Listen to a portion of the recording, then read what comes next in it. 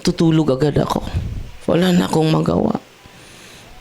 Dahil tinatanggap ko after exorcism, mapapagod na ako. Pero hindi man talaga ako pagod. So I cast out the oppression of my mind. The demonic oppression. Kaya nga, magkakanta na ako before ako matutulog. Bless the Lord, oh my soul. Oh my soul. Worship His holy name. Sing like never before. Oh my soul.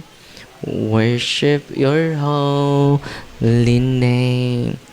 And then, cast out. Pwede physical, pwede related to the mind. Related to the mind, yung panaginip mo, dreams. Pwede din. Ma-oppress tayo. Kaya nga, may mga pasyente kami dito, may kasintahan sila sa panaginip. Father, vivid na vivid. Linaw naman, linaw. No, yun po ay spirit of incubus. Father, ginagalaw ako sa panaginip ko. Very consistent, Father. Yan po ay oppression related to the mind. Meron akong naalala, si Brother Windel, meron silang kaso, unique yung kaso nila. Bakit? Continuous yung panaginip niya. May lalaki na nangliligaw sa kanya. Ang gwapo, mas gwapo pa sa kanyang asawa sa original, sa real. Pero sa imaginary dreams niya, gwapong-gwapo, sinagot niya. Panaginip lang yun eh. Kung gigising siya, makat. Kung matutulog naman siya, magpatuloy. So nagpakasal sila sa panaginip. At hindi lang sila nagpakasal, meron silang mga anak sa panaginip. Yung anak nila, naging nurse na sa panaginip. Gusto niyang matulog na eh. Dahil yung tunay na niya na husband, ay hindi siya inalagaan. Lasinggo. Lagi silang nag-aaway. Convinced na, mas mabuti pa matulog na lang ako. At then sa pagtulog niya, continuous. At meron pa silang apo sa panaginip. Oo. At then yung pangalan ng kanyang asawa sa panaginip, si Rocky Arobia. Sabi niya, darling, no, magpadala na ako ng sulat sa kapitan natin dahil bago na tayong residente dito. At sabi niya, sige, magpadala ka. Panaginip lang yun, oh.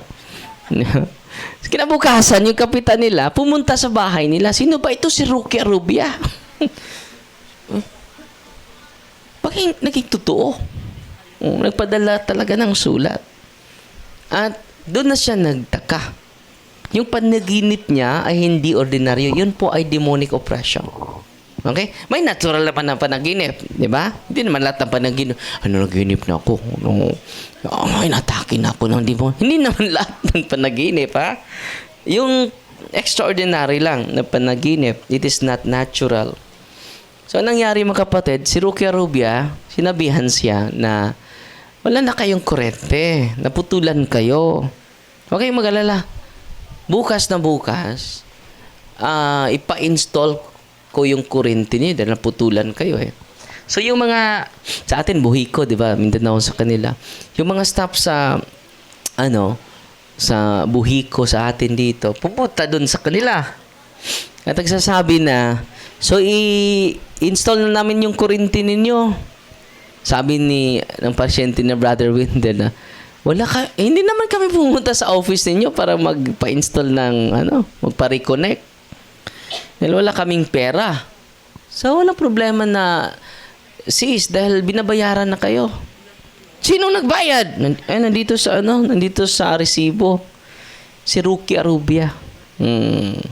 Nung dineliverance na itong babaeng ito, daming demonyo.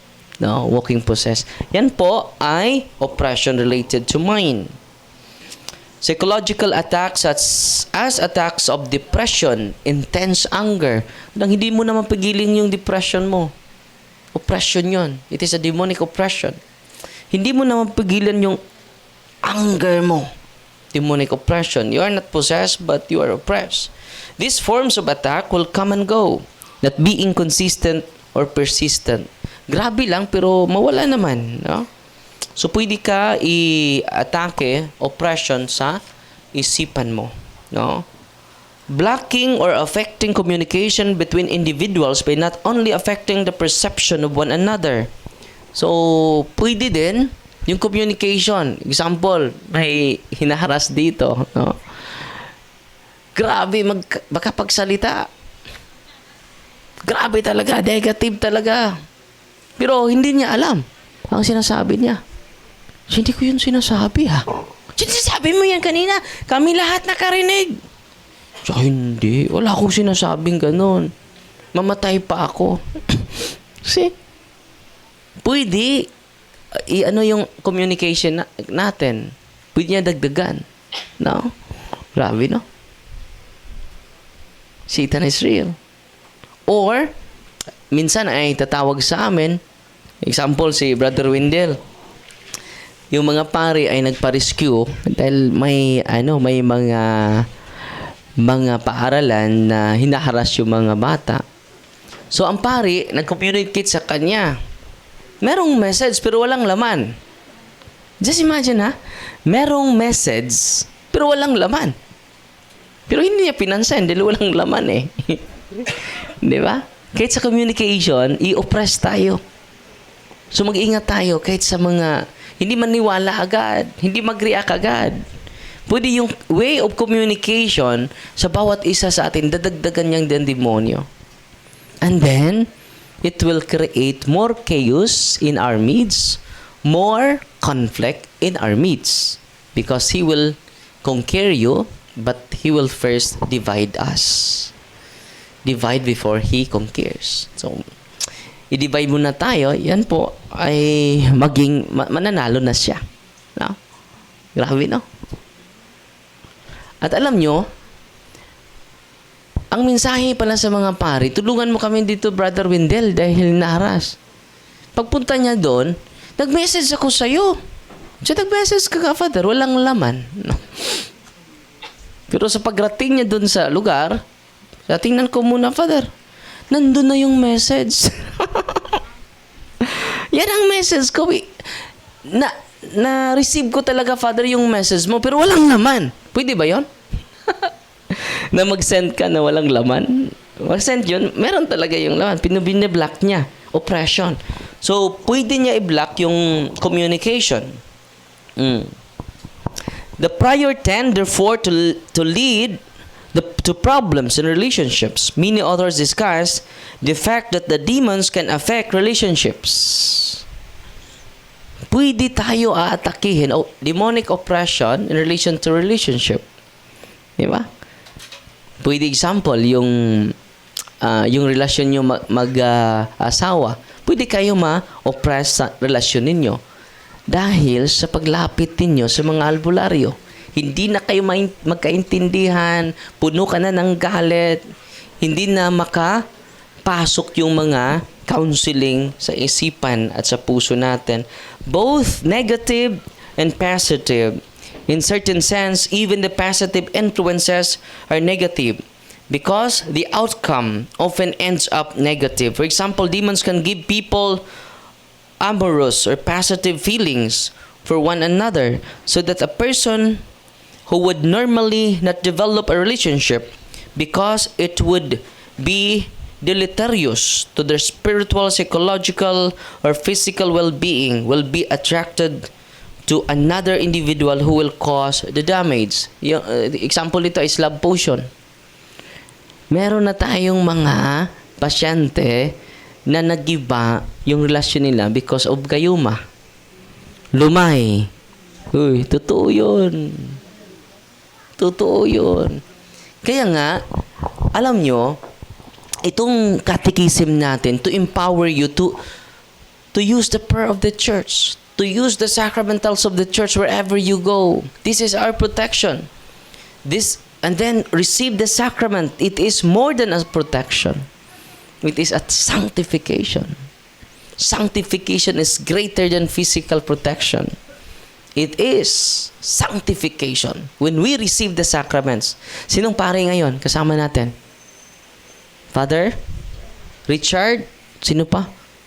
So, nag-invite tayo ng 2 pare every day po para po sa inyo. Bakit? Maibigay namin yung sacrament sa inyo. Yung sacrament is Jesus. Alam nyo, sa pagpunta nyo dito, hindi yung sarili namin ang ibibigay namin sa inyo, kundi si Kristo talaga. He is the only one to heal all of the oppression of the evil spirit. Sabi ni Kristo, I will abide you until the end of the time. Kasama nyo ako until the end. Saan ba siya real? Yung presence niya na is real. It is sacraments. Blessed na blessed po tayong mga Katoliko. Supernaturally blessed tayong lahat. Natutuwa ba kayo ngayon? Sa mga iniwan ang tunay na simbahan, balik na kayo. Bakit iniwan nyo? Because of lack of knowledge, lack of theological foundation of our faith. Kung alam lang ninyo ang simbahang Katoliko, hindi nyo iiwan. Naiwan ninyo dahil nag-highlight sila sa mga abusadong pare. Nag-highlight sila sa abusadong mga membro sa simbahang Katoliko. The church is holy not because of the members, nor because of the leaders. The church is holy because of the founder. No other than Jesus Christ Himself. Bigyan natin ng papuri si Kristo. Amen? Pero itong discussion ko, i-detailed ko ito sa sunod na mga araw. Oppression related to death of our relatives. Pwede din. Yung sunod-sunod na pagkamatay. Okay? Pwede din. Biblical ba yun? Biblical. Death or harm to relatives. The book of Job recounts the death of relatives. Asawa niya namatay. It is an oppression of the evil spirit. Pero may natural death din. Hindi lahat ng namatay, ha? Baka akalain nyo yung pagkamatay ng lulo ko, demonic din yun. Hindi lahat. No? Pero pwede gamitin niya yung death to oppress you. Okay? Katulad ng nangyari sa buhay ni Job. Sabi ni Satanas, bibigyan ko siya ng trials. Yun po ay oppression. Okay? Namatay, nagkasakit si Job, di ba? Oppression. The death of relatives, workers, and friends. Grabe yun. Grabe yung oppression ni Job. Who were actually killed by Satan using the natural forces such as wither. Pwede din. Gamitin niya yung natural na calamity. Wither, demons are not by any means strangers to our world. On the contrary, they inhabit certain parts of it. Hindi talaga yung yung mga demono, strangers. Kasama natin ngayon. Nag-wild na yung demonyo. Kasama natin ngayon. For instance, the atmosphere, heaven, not the heaven of God, but the upper reaches of the air. St. Paul calls Satan prince of the power of the air, of this air. Ephesians chapter 11 verse 6 to 12. The desert wind, which overthrew the house of Job's children and crushed them beneath its ruins, was the work of Satan. So, lightning. Na pwede gamitin ng demonyo mga natural calamities to oppress us. Okay? Kung oppress ka, may pasyente kami nung isang araw, dahil matay yung close na auntie. Grabe na, natakot na siya sa reality of death. Hindi naman dapat katakautan ang kamatayan. Ang dapat kakatakutan, hindi ka mamatay. Aabot ka ng 200. Okay ka? Aabot ka ng 200? Sino ba ang gusto na abot na 200? No? Maglalaro sa sarili niyang dumi. No? So, ang katatakutan natin na hindi tayo mamatay. No? Normal lang mamatay tayo. Pero pwede gamitin yan. So, nandito yan hindi yan personal ko na opinion. Nandito yan sa season exercise. Ang kapal ng libro, Dominion. Ano pa? Oppression related to work. Kahit malapit ka naman, matanggap, on that day, hindi ka matanggap. So, namin, okay na yung namin. Yung head namin, CEO namin, tatanggapin na ako. Pag-report ko, hindi ako natuloy. Marami na itong beses. Oppression related to work. Pero i-discuss ko ito sa sunod na mga araw. Oppression related to property. Okay? Oppression related to financial situation. Okay? Oppression related to business. Ang dami pala, no? Demons can be the cause of clumsiness or physical harm caused by being pushed downstairs. Bigla ka lang mahuhulog sa hagdan. Pwede din yun. Oppression. Father, wala nagtulak sa akin, pero merong tumulak. Physical harm. No? Merong pasyente kami dito, si Floretta. Ayun, oppression through dreams, oppression po, at possessed din siya. Alam nyo, marami siyang pasa dito. Parang sinusuntok namin during exorcism. Sabi niya, Father, tingnan nyo, marami kong pasa. Yun, physical harm. No? Oppression po yun. No? At kumusta na siya ngayon? Completely liberated po. Mga 5 months kaming nagsasama dito. Bakit siya completely liberated, completely healed? Not because of Father Darwin, because she received completely the sacraments. Nagpakasal na po sila. For how many years hindi sila nagpakasal? After sa kasal, completely healed, completely liberated po. Bigyan natin ng papuri si Kristo. So ngayon mga kapatid, ang pinupromote ni Father Darwin, hindi yung sarili ko, yung sacrament talaga. Natutuwa ba kayo ngayon? Ang pinopromote ni Father Darwin, hindi yung sarili na, yung sacramentals talaga. Lahat ng pari, makabless na mga sacramentals ninyo, tubig, asin, oil, lahat ng pari po. Ito ko po'y natutuwa dahil marami ng pari nakikinig sa atin. Kahapon bumibisita natin ang chief exorcist sa Diocese of Lawag. Buong team niya, dinala niya dito para mag-observe sa atin. Very positive siya sa kanyang sinasabi, sa kanyang observation dito. Ito ang hinahanap ko. So meron pa tayong mga pari for confession. Mamaya mag-anointing of the sick ako sa mga may sakit. Sa inyong lahat, anointing of the senses, yung mga walang sakit. At kung may oppression ka, yung anointing of the sick, ibibigay ko din sa inyo. Natutuwa ba kayo ngayon? At kayo na po ang gagamit sa mga sacramentals, i-deliverance niyo yung bahay ninyo. Please, huwag kayong matakot. I-deliverance ninyo yung mga property ninyo. Yung mga property ninyo, i-deliverance ninyo. Di ba, oppression is, pwede atakihin yung pamilya natin. I-deliverance ninyo. At i-pray ninyo, ipagdasal ninyo yung family members natin. Araw-araw po. Okay?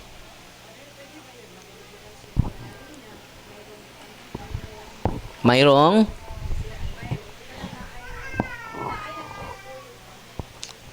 ikaw mag-ari sa bahay. Oo. Pwede mo i-deliverance. Yes. I-invite nyo lang sila for confession and then i-catechize nyo sila. Dahil hindi naman natin ma-firsa ang mga tao sa paligid natin. Dahan-dahan po. Hindi tayo magkipag-away sa kanila. Ang gagawin natin is catechize. Stop criticizing. Start catechizing. Bakit hindi sila gusto magpakasal? Because they don't know. So, bigyan nyo ng mabisa na mga rason. Faith plus reason equals conversion. Okay?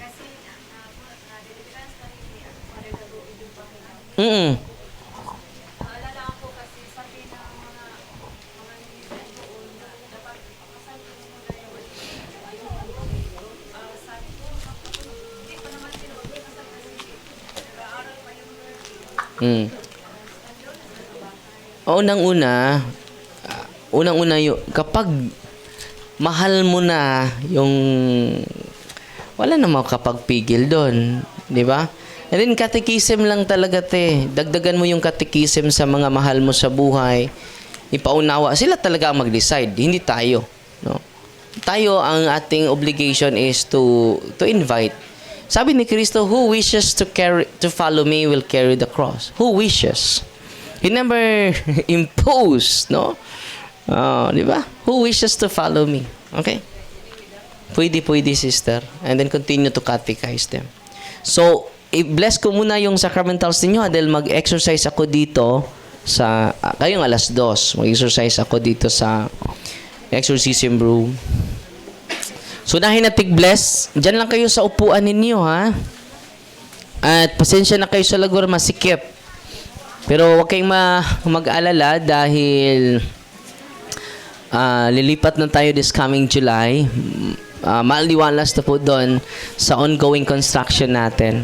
Okay?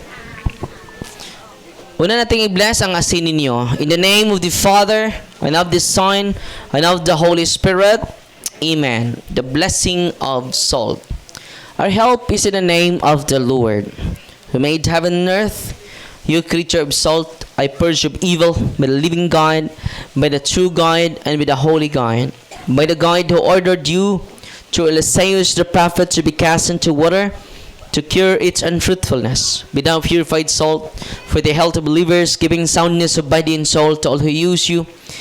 In whatever place you are sprinkled, may phantasm and wickedness and Satan's cunning be banished, and let every unclean spirit be repulsed by him who shall come to judge the living and the dead, and the world by far.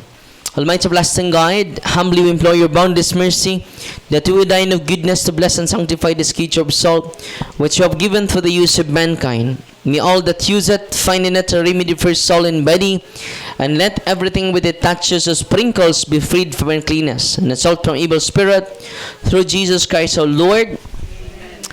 Ang salt ninyo ay holy and exorcised salt. Sunod natin i-bless ang tubig ninyo. You creature of God, water, I purge of evil, in the name of God the Father Almighty, in the name of Jesus Christ, His Son, the Lord, in the power of the Holy Spirit, that you may be water fit to brace us against the envious foe. May you be empowered to drive him forth and exalt him together with his fallen angels by the power of the selfsame Jesus Christ our Lord, who shall come to judge the living and the dead, and the world by far. O God, for man's salvation, those dispense wondrous mysteries with the efficacious sign of water, hearken to our prayer, pouring forth your benediction upon this element which we consecrated manifold purifications. Let this creature serve you in expelling demons and curing diseases. Whatsoever it sprinkles in the homes of the faithful, be it cleansed and delivered from harm. It such homes enjoy a spirit of goodness and air of peace.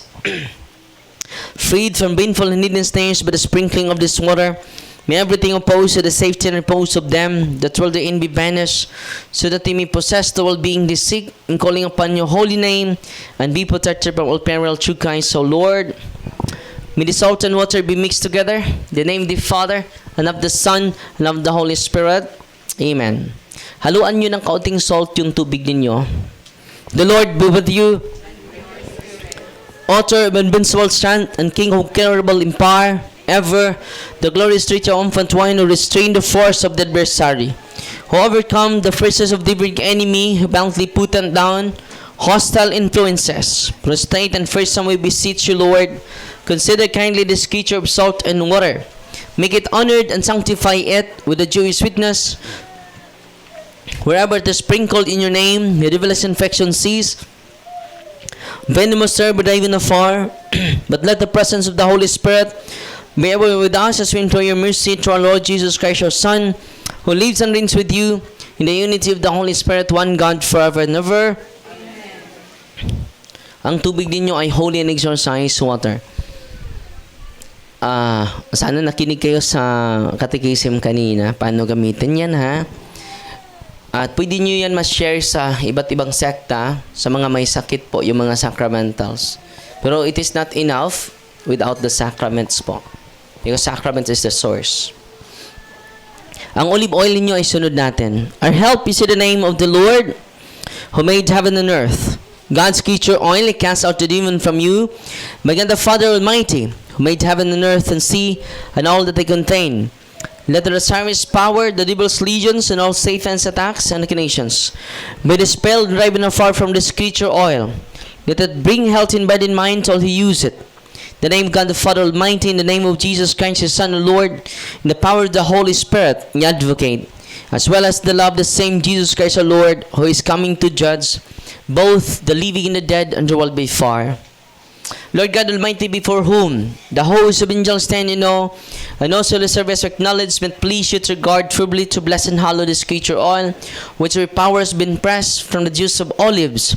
We have ordained it to heal the sick, so that when the made well, they may give thanks to you, that the true God, that those who you will use this oil, which we are blessing your name, may be delivered from all suffering, all infirmity, all wiles of the enemy. Let it be a means of averting any kind of adversity for man, made in your image and redeemed by precious blood of your Son, so that he may never again suffer the sting of the serpent through Christ. So Lord, ang inyong olive oil ay holy and exorcised oil. Sunod natin, incense, candles, rosaries, crucifix, medals, all religious medals, sacred icons of God, sacred images of the angels, sacred images of the saints, scapulars, bell, handbook. General blessing ang kasunod. Heavenly Father, to your Son, Jesus Christ our Lord, in obedience to Him, we embrace the ministry He has entrusted to His bride, the church. Grant now in your mercy, we pray, a very special and powerful blessing on all religious items, that we will also use the ministry of healing, spiritual liberation, and exorcism. Thine that through the blessing you bestow, may it be a very potent and terrible weapon against the attacks of the evil one and his legions. May these religious items might restrain the devil and his demons and all unclean spirits, rendering them powerless, unable to harm the practice of priests and people, to whomever these are used in the exercise of the ministry. Wherever it is kept, may unclean and diabolic spirits flee in fear, never daring to harm nor even approach. This we ask in the name of Jesus Christ our Lord. So, holy and exorcised sacramentals na po yung mga nasa inyong mga kamay po because of the ritual of the church. God is good all the time. Magpasalamat lang ako sa mga tumulong sa building, nagpadala, no? Mayroon nagpadala sa GCash at sa BPI account natin.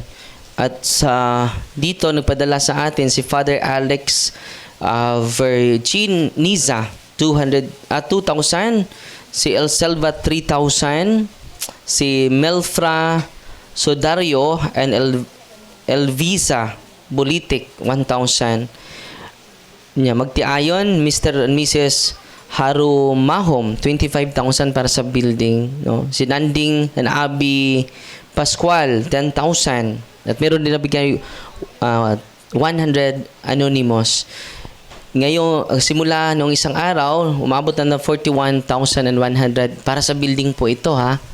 At ipopost ko din yung total sa bank account natin. Umabot na po ng 2,548,000 para sa ongoing construction natin. Para it is owned by the Diocese of Tagbilaran, by the way, mga kapatid. No? At kung may extra blessing kayo, pwede kayo magtutulong sa ministry at sa building natin.